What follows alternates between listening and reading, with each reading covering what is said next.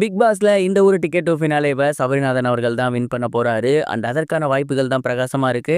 அதெல்லாம் என்னென்ன அப்படிங்கிறது தான் இந்த ஒரு வீடியோல நம்ம பார்க்க போறோம். பிக் பாஸ்ல இந்த ஒரு வாரம் டிக்கெட் டு ஃபினாலேக்கான வாரம். அண்ட் ரொம்ப ரொம்ப டஃப்பான டாஸ்க்லாமே பிக் பாஸ் அவர்கள் கொடுத்துட்டு இருந்தாரு.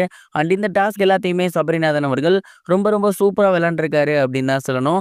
முதல் டாஸ்க்ல அந்த அளவுக்கு அவரால் மிகப்பெரிய அளவில் பர்ஃபார்ம் பண்ண முடியலனாலுமே அடுத்தடுத்த டாஸ்க்ல அவரு அந்த மார்க்ஸ் அப்படிங்கிறத ஹோல்டு பண்ணி வச்சுக்கிட்டே இருந்தாரு. அதிக அளவுக்கு நம்பர்ஸ் வந்துட்டே இருந்தாரு.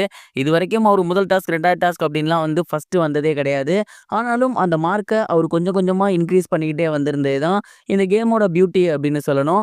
3வது கேம்லயுமே அதே மாரி தான் பண்ணியிருக்காரு. அண்ட் இதுவரைக்கும் பார்த்தீங்கன்னா, கிட்டத்தட்ட 6 டாஸ்க் நடந்து முடிஞ்சிருக்கு. இதுல முதல் இடத்துல சபரிநாதன் அவர்கள் இருக்காங்க. 2வது இடத்துல விஜய் பாரு இருக்காங்க. 3வது இடத்துல விக்ரம் அல்லது கம்ருதீன் இவங்க 2 பேர் தான் பார்த்தீங்கன்னா வரப்போறாங்க. அந்த மாதிரி தான் அவங்களோட டாஸ்க்கோட ஸ்கோர் அப்படிங்கிறது கிராஜுவலா இன்க்ரீஸ் ஆகுது, டிக்ரீஸ் ஆகுது. இதே மாரி போய்க்கிட்டு இருக்கு. ஸோ இதெல்லாம் வச்சு பார்க்கும்போது நடந்து முடிஞ்ச இந்த ஒரு 6 டாஸ்க் சபரிநாதன் அவர்கள் தான் லீடிங்ல இருக்காரு. ஸோ இதனால தான் சொல்றேன், அவர் தான் வந்து இந்த ஒரு டிக்கெட் டு ஃபினாலேவ வின் பண்ண போறாரு அப்படின்னு. என்னப்பா சொல்ற? இன்னும் 3 கேம் இருக்குல்ல. பின்னாடியே பாரு இருக்காங்க, கமருதீன் இருக்காங்க. அப்புறம் எப்படி இவரு வரதுக்கு வாய்ப்பு இருக்கு அப்படின்னு கேட்டிங்கன்னா, அதுக்கு ஒரு சில விஷயங்கள் இருக்கு. என்ன அப்படின்னா, இன்னைக்கு நியூ இயர்ங்கிறதுனால 6வது டாஸ்க் கூட முடிச்சுட்டாங்க. கிட்டத்தட்ட 35 பாடல்கள் ஒளிபரப்பு பண்ணி இந்த ஒரு நியூ இயர் செலிப்ரேஷன் டோட்டலா அங்க பிக் பாஸ் வீட்ல இருக்க போகுது. ஸோ நாளைக்கு வெள்ளிக்கிழமை இருக்கு இல்லையா? நாளைக்கு தான் வந்து அவங்களுக்கு முழுக்க முழுக்க டாஸ்க் அப்படிங்கிறது கொடுக்க போறாங்களாமா.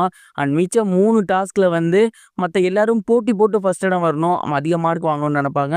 ஆனா சபரிக்கு அந்த பிரச்சனையே இல்ல. ஆல்மோஸ்ட் வந்து முக்காவாசி ஸ்கோர் அவுட்டா தான் இருக்கு. அடுத்த 3 கேம்லயுமே அவரு சும்மா ஜஸ்ட் லைக் தட்ன்னு விளையாண்டு ஒரு 5, 10 பாயிண்ட்ஸ் எடுத்தாலே அவரோட ஸ்கோர் அப்படிங்கிறது அடுத்தடுத்து இன்க்ரீஸ் ஆயிட்டே தான் இருக்கும்.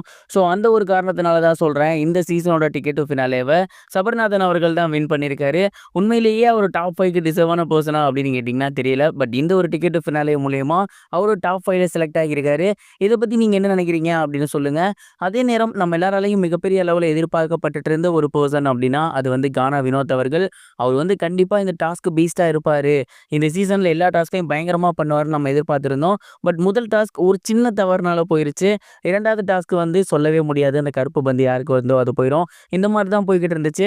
என்னப்பா இவரு கொஞ்சம் கொஞ்சம் மயிரிழையில வந்து சொதப்பிட்டு இருக்காரேன்னு நெனச்சோம். பட் 6வது டாஸ்க் வந்து ரொம்ப ரொம்ப முக்கியமான டாஸ்க், கில்லர் காயின் டாஸ்க். அந்த ஒரு டாஸ்க்க கானா வினோத் அவர்கள் பட்டைய கிளப்பியிருக்காரு அப்படின்னு தான் சொல்லணும். என்னைய பார்த்தா அப்படி சொல்றீங்க, நான் டாஸ்க் பீஸ்ட்டா அப்படின்னு சொல்லாம சொல்லியிருக்காரு. அந்த அளவுக்கு அந்த ஒரு கேம படு பயங்கரமா பண்ணி முடிச்சிருந்திருக்காரு. அவரு தான் ஃபர்ஸ்ட் பிளேஸும் வந்திருக்காரு. என்னதான் முக்கி முக்கி அவரு அந்த கேம்ல ஃபர்ஸ்ட் பிளேஸ் வந்திருந்தாலுமே, அவரோட பொசிஷன் அப்படிங்கிறது கிட்டத்தட்ட லாஸ்ட் பொசிஷன்ல தான் டிக்கெட் டு ஃபினாலேல இருக்காரு. இந்த ஒரு டிக்கெட் டு ஃபினாலேல ஜெயிக்கலனா என்ன? கப்பு அவருக்கு தான் அப்படிங்கிற மாரி தான் வெளிய டாக்ஸ் போகுது. நீங்க என்ன நினைக்கிறீங்க? கானா வினோத் அவர்கள் தான் இந்த சீசனோட டைட்டில் வின்னரா? மறக்காம கமெண்ட் பாக்ஸ்ல ஷேர் பண்ணுங்க.